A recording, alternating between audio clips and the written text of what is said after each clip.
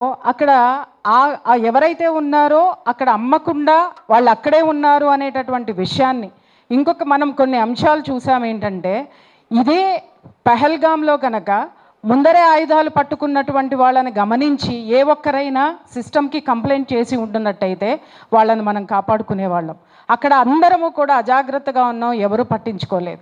అలాగే రెండో విషయం ఏంటంటే రెసిన్ అనేటటువంటి దాన్ని పట్టుకున్నారు కాబట్టి ఎంతోమంది, కొన్ని లక్షల మంది ప్రాణాలు మన యొక్క సంస్థ కాపాడడం జరిగింది. ఇక్కడ ఇన్ని అంశాలు మనకి చాలా ఉండడం వల్ల ఇమ్మీడియట్గా అక్కడ ప్రాణాలు వద్దా, అక్కడ ఉన్నటువంటి గిరిజనులవి పేదలవి ప్రాణాలు కావా? ఇతగాడు చాలామంది ఏం మాట్లాడుతున్నారంటే పేదవాడండి, కలిస్తే కలిసిందండి అంటే తిన్నవాళ్ళు పేదవాళ్ళు కాదా? 5,000 మంది బన్నులు అమ్మారండి వాళ్ళు. వాళ్ళ పొట్టలో అది వాళ్ళ శరీరంలో ఏ మార్పులకి భవిష్యత్తులో చోటు చేసుకుంటున్నాయో ఎవరికి తెలుసు? ఎవరికి తెలుసు కాదు. వాళ్ళు చూస్తున్నాం సంతాన సాఫల్య కేంద్రాలన్నిటిలో కూడా హిందువులే ఉన్నారు. ఒక విధవ మాట్లాడుతున్నాడు ఏంటి అని అంటే, నువ్వు వెళ్ళి పరీక్షించావా అన్నాడు. వాడు ధైర్యం ఉంటే ఇక్కడికి రమ్మని చెప్పండి, తొక్కి నారదీస్తా. ఒక మహిళను కూడా ఎలా మాట్లాడాలి అనేటటువంటి జ్ఞానము, ఆ యొక్క స్థితి లేనటువంటి వ్యక్తుల్ని మనం ఈరోజు భరిస్తున్నాం. ఈరోజు మాట్లాడడానికి సంతాన సాఫల్య కేంద్రాల్లో హిందువులు మాత్రమే ఎందుకుంటున్నారండి? మొదట్లో నాకు వచ్చిన రిపోర్ట్ ఇప్పుడు కాదు, నేను ఇది 10 సంవత్సరాల నుంచి నేను చూస్తున్నాను. నేను అక్కడ డాక్టర్స్ అందరిని అడిగాను, ఎందుకండి ఇంత వస్తున్నారంటే సెల్ ఫోన్లు వాడడం వల్ల, రేడియేషన్ వల్ల అన్నారు.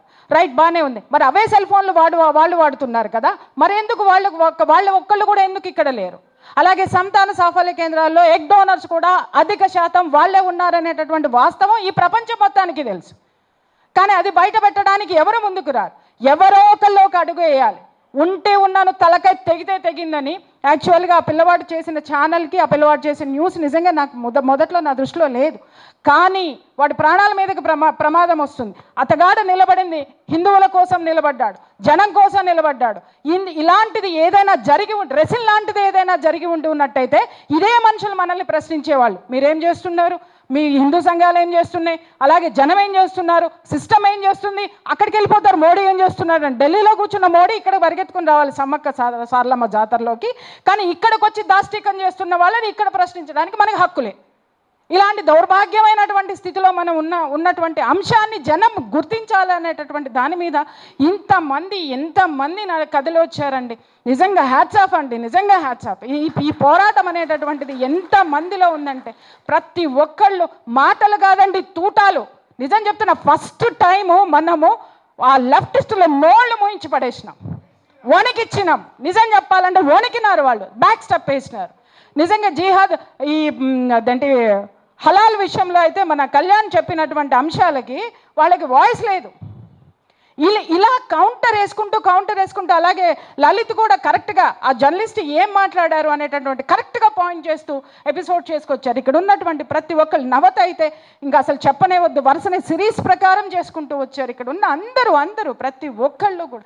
సిద్ధు అయితే ఆ పురుగును బయటపెట్టి ఆ వీడియో తీసి మొత్తం లైవ్ తీసి పెట్టారు. ఇలా ఎవరికి వాళ్ళు పాత్ర వహించి ఇవాళ మనం మాట్లాడుకోవాల్సింది ఇది చేయడం వల్ల మనకు వచ్చిన ఫలితం ఏంటి. చిన్న ఎగ్జాంపుల్ చెప్తా.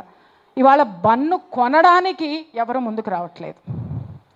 బట్టీలు మొత్తం కూడా మూతబడినాయి, ఆల్మోస్ట్ మూతబడినాయి అండి. ఇంకా ప్రొడక్షన్ రావడానికి వాళ్ళు ఆలోచిస్తున్నారు, బట్టీలు పెట్టడానికి ఆలోచిస్తున్నారు.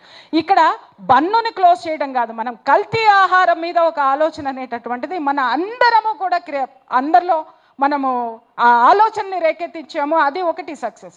రెండో విషయం ఏంటంటే, ఇంకొక విషయం హలీం విషయంలో కూడా హలాల్ గురించి కళ్యాణ్ చెప్పినటువంటి అంశం విపరీతంగా జనాల్లోకి వెళ్ళింది. అది ఎలా చేస్తారు, ఎలా వస్తుంది, ఏం జరుగుతుంది ఏంటి అనేటటువంటి తెలిసిన తర్వాత మా వీధిలోనే వరుసనే ఒక 4-5 బట్టీలు పెడతారు, హలీం బట్టీలు పెడతారు. ఇవాళ బట్టీలు లేవండి. ఎందుకంటే మా ఏరియా అమీర్పేట మీకు తెలుసు, మొత్తం హాస్టల్స్ ఏరియానే ఉంటుంది, బ్యాచిలర్స్ ఉంటారు, కిటలాడుతూ ఉంటారు. అక్కడ బట్టీలు లేవు, పెట్టలేదు. హలీం బట్టీలు అంటే ఏంటి? ఇక్కడ మన ఆహారం మీదకి, మన శుభ్రత మీదకి జనంలో ఆలోచన రేకెత్తించడంలో ఇవాళ మనము ఈ జాతీయవాదులు అందరం కూడా సక్సెస్ అయ్యాము. ఇది మన గెలుపు. ఇంకా రెండో విషయం ఏంటంటే అంశము, ఈరోజు ఇక్కడ అన్నారు ఐక్యత లేదని ఎవరండి చెప్పారు? ఇక్కడ ఎవరికి అభిప్రాయ భేదాలు ఉండొచ్చు, కానీ ముందుకు అడుగు వేయడంలో మన మన యొక్క వాదనని, జాతీయవాదాన్ని ముందుకు తీసుకెళ్ళడంలో ప్రతి ఒక్కళ్ళలోనూ ఐకమత్యం ఖచ్చితంగా ఉంది అనేది ఇది మనకి ప్రూవ్ చేసింది. వ్యక్తిగతంగా వేరే అభిప్రాయాలు ఉండొచ్చు, కానీ మన అడుగులన్నీ ఒకవైపుకే ఉన్నాయనేటటువంటిది ఈ అంశం ప్రూవ్ చేసింది. వన్స్ అగైన్ ఇదే చైతన్యం ఖచ్చితంగా దీన్ని ఇంకా పెంపొందించుకుంటూ ముందుకు వెళ్తే ఎంతో దూరంలో లేదండి, మన రాష్ట్రం హిందూ రాష్ట్రంగా మనల్ని మనం సాధించుకోవడానికి అనేటటువంటి దానికి ఇదే తార్కాణం అని మనం చెప్పవచ్చు. మెయిన్ ఎక్కడైతే ఉన్నాయో ఏ ఫుడ్ అయితే ఉందో ఆ ఫుడ్ మీద పడ్డాం.